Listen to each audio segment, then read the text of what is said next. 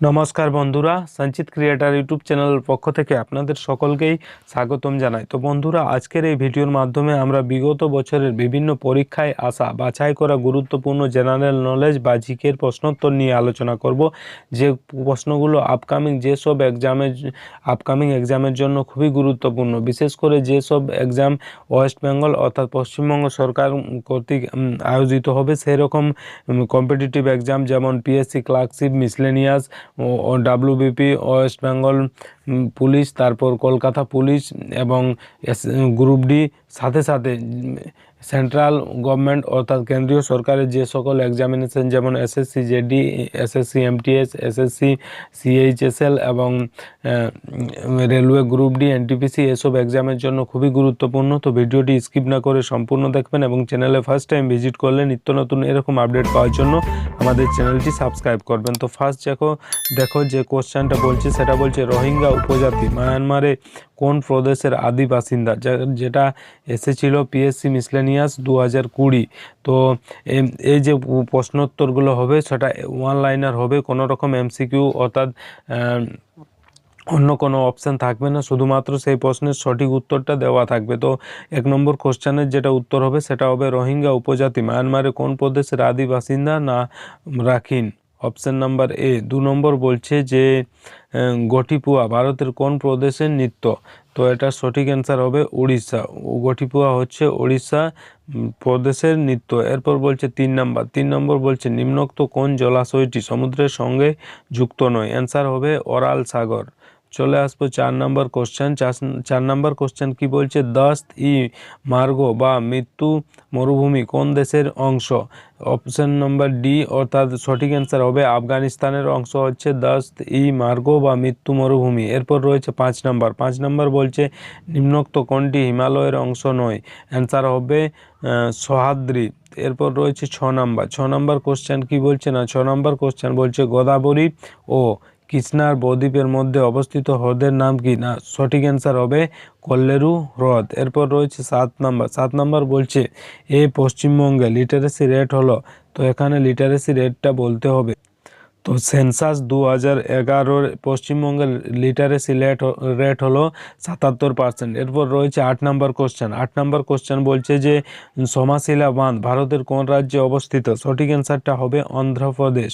চলে আসবো 9 নম্বর কোশ্চেন কি বলছে, না ভারতের কোটি রাজ্যের সীমানা পশ্চিমবঙ্গে স্পর্শ করেছে, অপশন নাম্বার সি, অর্থাৎ 5টি রাজ্য পশ্চিমবঙ্গকে স্পর্শ করেছে। তো আপনারা যদি জেনে থাকেন তাহলে এই 5টি রাজ্য যে রয়েছে সেই রাজ্যের সীমানা অর্থাৎ রাজ্যগুলিকে আপনারা কমেন্ট করে অবশ্যই জানাবেন যে সেই 5টি রাজ্যগুলি কি। এরপর রয়েছে 10 নম্বর, কখন মাদ্রাজ রাজ্যটি আনুষ্ঠানিকভাবে তামিলনাড়ু হিসাবে নামকরণ করা হয়, অ্যান্সার হবে 14 জানুয়ারি 1969 সালে। এরপর রয়েছে 11 নম্বর কি বলছে, 11 নম্বর বলছে মোট জনসংখ্যার নিরিখে ভারতে 2011 সেন্সাস পশ্চিমবঙ্গের স্থান হলো, যেটা এসেছিল WBCS প্রিলি 2020, সঠিক অ্যান্সার হবে চতুর্থ। এরপর রয়েছে 12 নম্বর কোশ্চেন কি বলছে, না বিকানের খাল কোন নদী থেকে শুরু হয়েছে, সঠিক অ্যান্সার হবে শতদ্রু। বিকানের যে খাল সেটা শতদ্রু নদী থেকে শুরু হয়েছে। এরপর রয়েছে 13 নম্বর, যেখানে বলছে 2019-এ পশ্চিমবঙ্গে যে তীব্র ঘূর্ণাবর্ত হয়েছে তার নাম হলো বুলবুল, অপশন নাম্বার বি হবে সঠিক অ্যান্সার। চলে আসবো 14 নম্বর কোশ্চেন, যেখানে কি বলছে, না 14 নম্বর কোশ্চেন বলছে যে কলকাতার কাছে ঘুষুড়িতে ভারতের প্রথম কার্পাস বস্ত্র বয়ন শিল্পটি কোন বছর স্থাপিত হয়, না সঠিক অ্যান্সার হবে 1818 সালে প্রথম কি হয়, স্থাপিত হয়। এরপর চলে যাব আমরা 15 নম্বর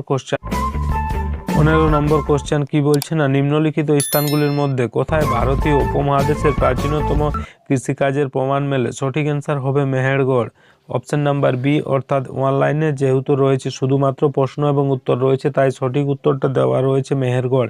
এরপর রয়েছে 16 নম্বর, সূর্য থেকে আলো আমাদের কাছে পৌঁছতে অর্থাৎ পৃথিবীতে আলো পৌঁছতে কত সময় লাগে, না সঠিক অ্যান্সার হবে 8 মিনিট। চলে আসবো 17 নম্বর কোশ্চেন, যেখানে বলছে কিরু জলবিদ্যুৎ প্রকল্পটি কোথায় অবস্থিত, সঠিক অ্যান্সার হবে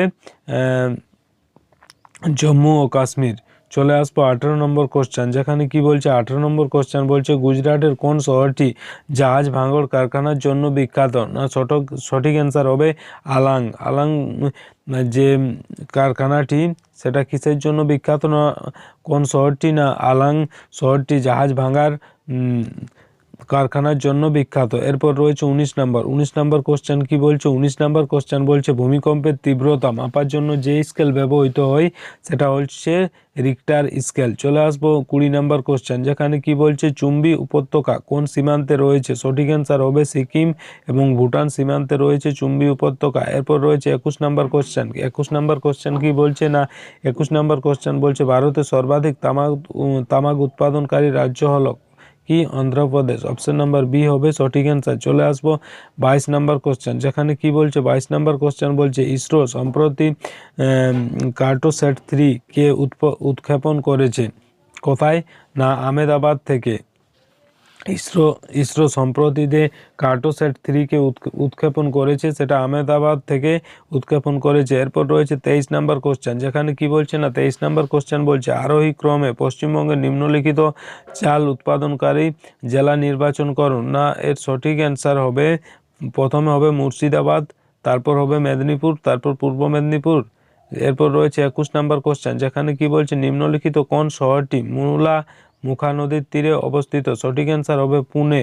চলে আসবো 22 নম্বর কোশ্চেন, যেখানে কি বলছে 22 নম্বর কোশ্চেন বলছে সর্বশেষ সেন্সাস অফ ইন্ডিয়ান পপুলেশন অর্থাৎ জনগণনা হয়েছিল কবে? না 2011 সালে। এরপর রয়েছে 23 নম্বর কোশ্চেন, যেখানে বলছে পশ্চিমবঙ্গের গনগনি অঞ্চলে কোন ধরনের মাটি রয়েছে? না সঠিক অ্যান্সার হবে ল্যাটেরাইট মৃত্তিকা বা মাটি। এরপর রয়েছে 24 নম্বর কোশ্চেন, যেখানে বলছে কোন অঞ্চলকে দক্ষিণ ভারতের শস্য ভাণ্ডার বলা হয়? সঠিক অ্যান্সার হবে থাঞ্জাভুর, অর্থাৎ থাঞ্জাভুরকে কি বলা হয়? দক্ষিণ ভারতের শস্য ভাণ্ডার। চলে আসবো 25 নম্বর কোশ্চেন, যেখানে কি বলছে? না 25 নম্বর কোশ্চেন বলছে পশ্চিমবঙ্গের গনগনি অঞ্চলে কোন ধরনের মাটি রয়েছে? না সঠিক অ্যান্সার হবে ল্যাটেরাইট মৃত্তিকা। তো বন্ধুরা, এই ছিল আজকের গুরুত্বপূর্ণ বিগত বছরের কিছু এক্সামে আসা ইম্পর্টেন্ট বা গুরুত্বপূর্ণ জিকে বা জেনারেল নলেজ, যেগুলো নিয়ে আমরা দেখলাম। তো ভিডিও ভালো লাগলে লাইক করবেন, বন্ধুদের কাছে শেয়ার করবেন এবং কমেন্ট করে অবশ্যই জানাবেন ভিডিওটা আপনাদের কেমন লাগলো।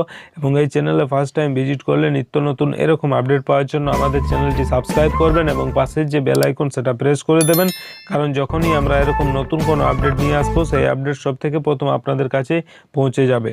ধন্যবাদ।